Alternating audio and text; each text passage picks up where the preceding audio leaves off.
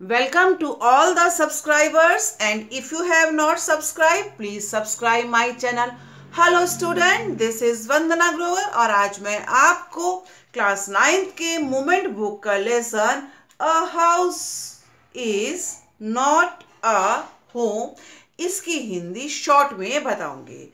Dear student, इसमें lesson में अपने जीवन के बारे में राइटर ने लिखा है। वो सब जानने से पहले मैं आपको बताना चाहूंगी कि हाउस और होम दो मिलते जुलते शब्द हैं, तो दोनों के मीनिंग में क्या अंतर है। हाउस हम बोलते हैं ईंट पत्थर से बने, सीमेंट से बने किसी भी मकान को, लेकिन होम वह होता है जहाँ परिवार के सभी सदस्य जो इमोशनली एक दूसरे से जुड़े हुए हैं एक साथ रहते हैं, उसे होम कहा जाता है। तो अब आते हैं कि कहानी क्या थी। इसमें राइटर बतलाते हैं कि उनका जूनियर स्कूल पास करने के बाद न्यू स्कूल में बड़ी क्लास में एडमिशन के लिए न्यू स्कूल में इनको जाना पड़ता है।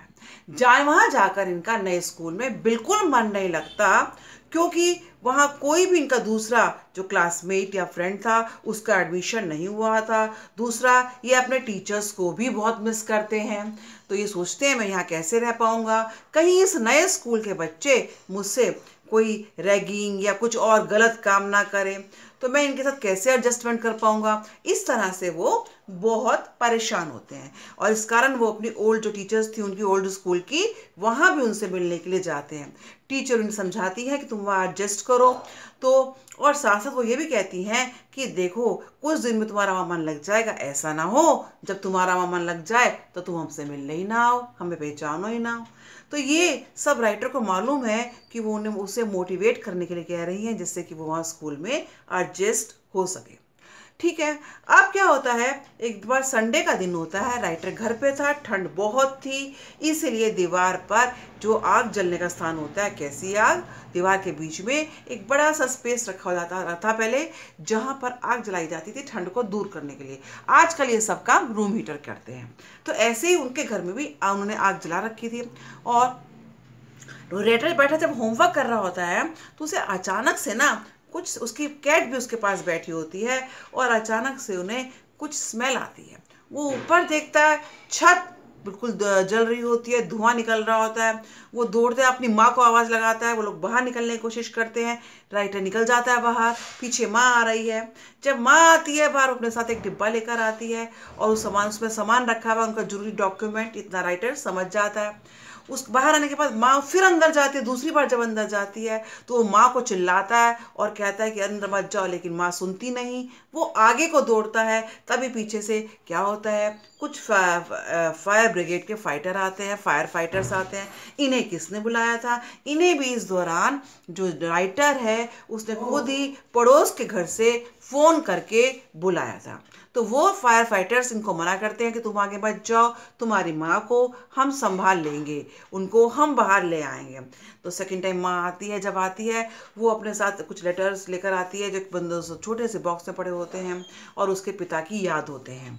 अब उसकी माँ को मिलाकर ऑक्सीजन वगैरह चढ़ाया जाता है, दिया जाता है। इस तरह से दोनों को वहाँ से निकाला जाता है। राइटर को बहुत दुख है, कुछ नहीं बचा उनके पास, सिर्फ एक दो कंबल वो हैं जो कि फायर फाइटर्स ने उन्हें उड़ाए थे। अब इनको मजबूरन अपने ग्रैंड पेरेंट्स के यहाँ जाना पड़ता है।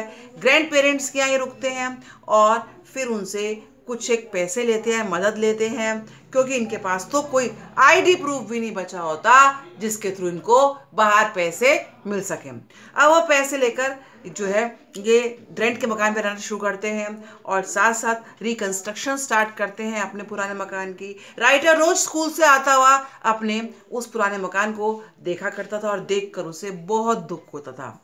कुछ समय पश्चात वो मकान तैयार हो जाता है और इसी बीच क्या होता है कि राइटर जब जिस दिन उनका मकान जलता है तो नेक्स्ट डे जब स्कूल जाता है, पहले तो उसका मन नहीं होता। वो अपनी माँ से कहता है कि माँ मेरे पास ना कपड़े हैं ना बैग है, मैं स्कूल नहीं जाऊँगा। तो लेकिन माँ के कहने पर वो स्कूल पहुँचता है तो उसे सब बहुत अजीब अजीब ढंग से देखते हैं।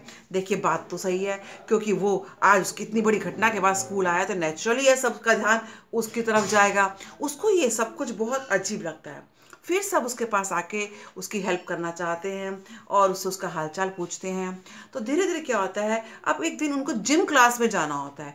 जब ये जिम क्लास में जाने वाले होते हैं तभी ये थोड़ा सा बात पीछे होता है, बाकी स्टूडेंट्स आगे होते हैं और वो कॉल करते हैं, ऐसे कहते हैं कि तुम्हें जिम क्लास में बहुत जल्दी आओ, तुम्हें वो सब बुला रहे हैं वहाँ पर। जब ये जिम क्लास में पहुँचते हैं तो वहाँ देखता है राइटर कि इसके लिए बहुत सी नोटबुक्स, कॉपीज और ज़रूरत का सामान लाकर सबने मिलकर लाकर रखा होता है। तो ये देखकर भी इसको बहुत अच्छा लगता है।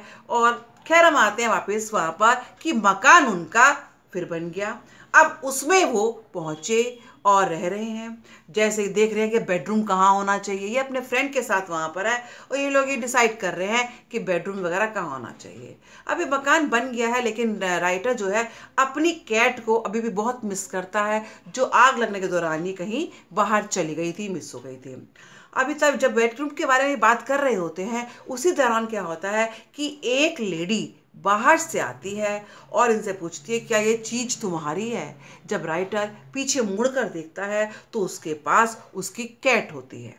तो राइटर बहुत खुश होता है, उस कैट को ले लेता है। वो लेडी बताती है वो कई दिन से उनको ढूंढने का कोशिश कर रही है, लेकिन और किसके थ्रू कि उसके कैट के जो कॉलर होता है उस पर राइटर ने कभी अपना फ़ोन नंबर लिखा था। लेकिन अब प्रॉब्लम ये थी कि आग वगैरह के कारण उनका वो सब कुछ भी डिसकनेक्ट हो गया था, फ़ोन वगैरह भी, इसलिए वो बहुत मुश्किल से यहाँ पहुँची।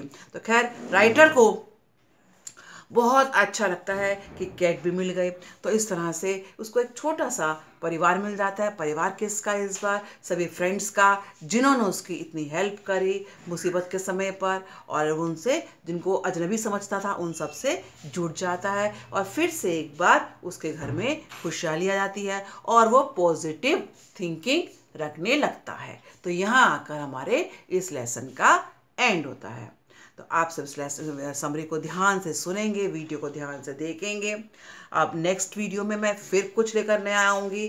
तब तक के लिए बाय। आप मेरे चैनल को सब्सक्राइब कीजिए, इसे बेल आइकन को प्रेस कीजिए और शेयर ज़रूर कीजिएगा। Okay bye.